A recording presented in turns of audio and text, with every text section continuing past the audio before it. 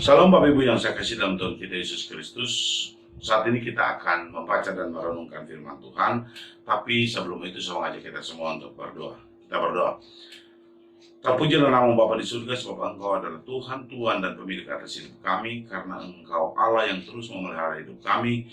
Dan pada saat ini kami mendengarkan kebenaran firman-Mu, kami berdoa Allah Roh Kudus pemilik dari firman itu akan mengartikan lebih dalam hidup kami, sehingga firman-Mu itu dihidupkan dalam hidup kami, dan firman-Mu itu dapat kami jadikan pedoman di dalam kami menjalani kehidupan kami di hari-hari yang Tuhan berikan kepada kami. Kami siap untuk bersama-sama belajar firman-Mu. Dalam nama Yesus kami berdoa. Haleluya. Amin.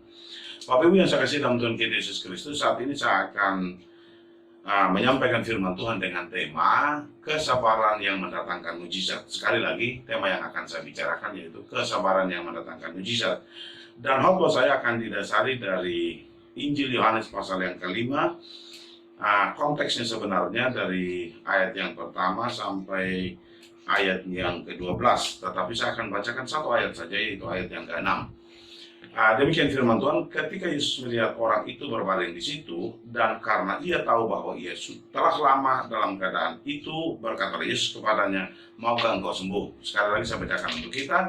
Ketika Yesus melihat orang itu berbaring di situ, dan karena ia tahu bahwa ia telah lama dalam keadaan itu, berkatalah ia kepadanya, maukah engkau sembuh? Demikian jawab pembacaan firman Tuhan. Dikatakan berbahagia kalau kita baca, renungkan, dan terlebih lagi kalau kita lakukan firman Tuhan dalam hidup kita hari lepas hari.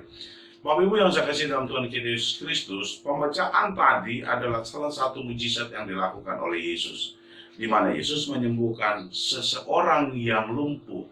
Yang luar biasanya, keterangan yang diberikan oleh Alkitab, dia hanya menyampaikan seperti ini pada ayat yang kelima. Bunyinya begini, di situ ada seseorang yang sudah 38 tahun lamanya sakit. Tidak diceritakan secara jelas apakah orang ini lumpuh sejak lahir atau lumpuh karena penyakit.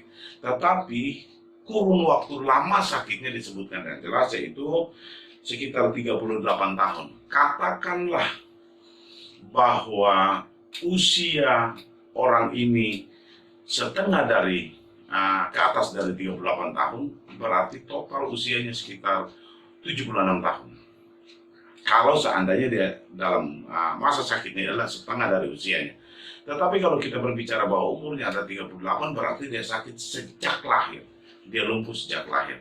Tetapi saya harus katakan bahwa tidak diterangkan secara jelas sejak kapan orang ini sakit. Tapi saya mau katakan kepada kita bahwa sakit yang dialami oleh orang ini bukanlah waktu yang pendek. Sudah sangat lama sekali. Kalau boleh kita baca di dalam pembacaan tadi disebutkan selama 38 tahun. Kalau seandainya dia lumpuh sejak lahir, maka sepanjang usianya dia mengalami kelumpuhan. Jika seandainya dia setengah dari usianya adalah dia lumpuh, maka cukup lama dia menderita penyakit. Cukup lama dia mengalami kelumpuhan. Bapak Ibu yang saya kasih dalam Tuhan Yesus Kristus, yang menarik dari pembacaan ini adalah kesabaran dari orang yang lumpuh ini yang luar biasa. Kenapa saya sebut sabar? Pertama, waktunya sudah sangat begitu lama. 38 tahun digambarkan secara jelas di dalam Yohanes pasal yang kelima ini. Waktunya sangat lama, bukan sebentar. Ada banyak kita ketika kita mengharapkan sesuatu dari Tuhan, kita pengen yang instan. Kita pengen pada saat kita berdoa, saat itu juga kita diberi. Kita pengen pada saat kita meminta, pada saat itu juga kita harus menerima. Tapi orang ini sebuah perjuangan yang cukup panjang dengan rentan waktu yang cukup lama, yaitu sekitar 38 tahun. Itu yang pertama. Yang kedua, bahwa sakit yang dialami orang ini bukan sakit biasa. Dia adalah kelumpuhan. Artinya bahwa peluang bagi dia untuk menjadi orang yang pertama masuk ke dalam kolam ketika air digoncang oleh malaikat sangat kecil sekali. Kenapa sangat kecil sekali? Karena dia sakit lumpuh. Dan disebutkan dalam Alkitab bahwa di sekitar itu banyak sekali orang lumpuh dari berbagai penyakit. Karena sakit lumpuh dan karena penyakit dari berbagai penyakit inilah yang membuat bahwa terjadi kompetisi di dalamnya untuk mendapatkan kesembuhan. Bagi orang yang lumpuh ini peluangnya sangat kecil sekali. Karena orang-orang yang tidak lumpuh, begitu air bergoncang, siapa yang pertama melompati kolam itu, pada saat itu dia memperoleh mujizat kesembuhan. Dan tentunya yang punya peluang lebih besar adalah mereka yang sakitnya di luar penyakit yang dialami oleh orang yang disebutkan di dalam pembacaan Alkitab yang baru saja kita baca. Bapak Ibu yang saya kasih dalam Tuhan kita Yesus Kristus, kalau kita melihat di sini ada sesuatu yang luar biasa.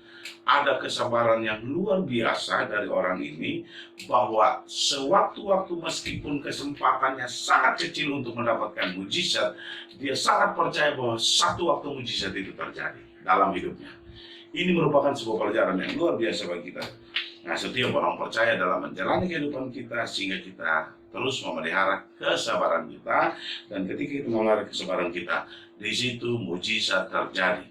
Pelajaran yang kedua, dia sangat yakin bahwa bukan kolamnya yang menyembuhkan dia. Dia sangat yakin Tuhan menyembuhkan dia. Itulah sebabnya yang membuat dia begitu bersabar menghadapi penyakit yang dialami. Dia begitu bersabar menjalani waktu yang sangat panjang untuk disembuhkan. Dan pada waktu Tuhan, Yesus bertanya begini kepada dia, maukah engkau sembuh? Sekali lagi, rumus mujizat salah satunya adalah berjalan di dalam kesabaran dan keyakinan. Maka engkau akan mendapatkan mujizat itu. Sama seperti orang yang lumpuh ini. Dia menanti bukan waktu yang pendek, waktu yang sangat panjang selama 38 tahun. Dia menanti mujizat terjadi. Dan mujizat itu terjadi pada saat Yesus datang untuk menghampiri dia. Bapak Ibu yang saya kasih dalam Tuhan kita Yesus Kristus, yang menarik ini, selain cerita yang saya sampaikan tadi, yang menarik adalah ada sebuah kritik yang disampaikan oleh orang yang penyakit lumpuh ini. Kritiknya begini, Tuhan, tidak ada orang yang menurunkan aku ke dalam kolam, dan apabila airnya mulai bergoncang dan sementara aku menuju ke kolam, orang lain sudah turun mendahului aku. Ini sebuah kritik sosial, bahwa ternyata dalam berbagai persoalan itu orang lebih memikirkan dirinya sendiri ketimbang memikirkan orang lain.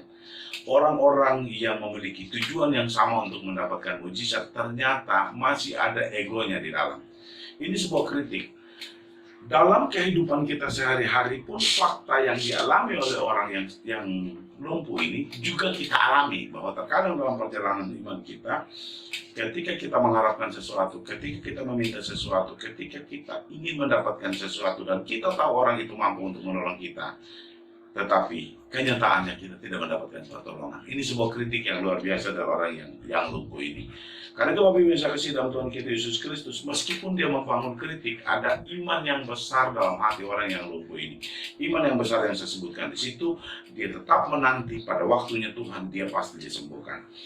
Dan selanjutnya yang menjadi menarik dari pembacaan ini adalah ketika dia melihat Yesus dan menyampaikan keluhannya kepada Yesus, menarik. Ketika Yesus bilang begini kepada dia, bangunlah, angkatlah tilammu dan berjalanlah. Ketika perintah atau firman atau kehendak Tuhan disampaikan, maka yang menarik di sini adalah orang ini tidak membantah. Meskipun tadi pada ayat berikutnya, pada ayat yang ke-7, dia menyampaikan sebuah bantahan yang cukup luar biasa. Dia menyampaikan sebuah keluhan yang cukup luar biasa. Tuhan, tidak ada orang yang bisa nolong saya. Pada saat saya menuju ke kolam itu, orang lain sudah mendahului saya. Itu sesuatu yang luar biasa. Tetapi ketika firman itu datang kepada dia, langkah yang kedua, orang sabar pasti adalah orang yang mau mendengarkan suara Tuhan. Dan ketika Tuhan Yesus bilang begini kepada dia, bangunlah, angkatlah tilammu.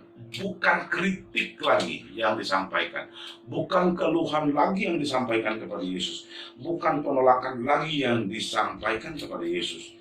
Dan pada saat itu juga semula orang itu, ia mengangkat tilamnya dan berjalan. Perhatikan dengan baik. Seketika itu juga dia sembuh. Tindakan untuk membuktikan kesembuhannya, dia mengangkat tilamnya dan berjalan. Ini yang luar biasa Bapak Ibu. Terkadang banyak orang yang mengharapkan mujizat tapi tidak melakukan apapun. Dia meminta Tuhan untuk melakukan sesuatu dalam hidupnya, tetapi tidak bertindak apapun. Dia berdoa kepada Tuhan supaya persoalannya diselesaikan, dia tidak melakukan apapun. Tapi orang yang lumpuh ini, ketika firman Tuhan sampai kepadanya, ketika suara Tuhan sampai kepadanya, Yang dia lakukan adalah menerima dan mengiyakan firman Tuhan itu, sehingga dia bangkit, mengangkat tilamnya, dan berjalan. Pada saat ini saya mau katakan kepada Bapak Ibu, apa persoalanmu? Mungkin hari ini Tuhan belum menjawab doa. Mungkin hari ini engkau masih terus bergumul di dalam Tuhan. Saya mau sampaikan kepada kita, jangan pernah patah arang di dalam pergumulanmu. Jangan pernah menyerah di dalam pengharapan. Karena pada waktunya Tuhan, mujizat pasti diberikan kepadamu. Karena pada waktunya Tuhan, apa yang engkau doakan hari ini, apa yang engkau gumuli hari ini, Tuhan akan memberikan jawaban yang terbaik kepadamu. Sama seperti orang yang lumpuh, yang menanti selama 38 tahun untuk mendapatkan mujizat. Dan pada waktu Tuhan, pada waktu Tuhan yang telah ditentukan oleh Tuhan, pada waktu itulah mujizat terjadi dalam hidupnya. Bapak Ibu yang saya kasih dalam Tuhan kita Yesus Kristus, mari kita bersabar untuk menantikan uluran tangan Tuhan. Dan pastikan kita tidak patah arang, tetap semangat, kita tetap yakin, kita tetap percaya, kita tetap mengiyakan firman Tuhan, dan tetap berpegang teguh pada janji Tuhan, bahwa janji yang Tuhan berikan adalah janji yang pasti ditepati oleh Tuhan. Amin untuk firman Tuhan, kita berdoa. Bapa dalam surga, kami sungguh sangat bersyukur kalau firman-Mu mengingatkan kami untuk terus bersabar menantikan setiap jawaban-Mu. Hamba-Mu yang menyampaikan firman-Mu jauh dari kata sempurna. Sempurnakan firman-Mu dengan hikmat dari Roh Kudus-Mu, sehingga firman-Mu itu hidup dalam kehidupan kami semua orang percaya. Dan ketika kami menjalani pergumulan kami tetap sabar untuk menanti pertolongan Tuhan. Berdoa untuk Bapak Ibu Gembala, tangan yang penuh kuasa dan berkasih Tuhan menuntun menyertai mereka, seluruh keluarganya, keluarga besarnya selalu dalam keberkatan bersama dengan Tuhan. Berdoa untuk seluruh pengurus di GBB Taman Firdaus, Tuhan memberkati dengan berlimpah-limpah, oleh karena mereka adalah alat-Mu untuk pekerjaan-Mu di muka bumi ini. Berdoa untuk setiap anak-anak Tuhan, setiap anggota jemaat Tuhan yang ada di GBB Taman Firdaus, yang sakit disembuhkan, yang kekurangan dicukupkan, yang susah dihiburkan. Tangan-Mu yang penuh kuasa itulah yang terus menuntun, menyertai, menjaga, melindungi kami, dan kami percaya bersama Tuhan kami dibuat lebih dari pemenang. Dimuliakan nama-Mu kekal selama-lamanya dalam nama Yesus. Haleluya. Amin.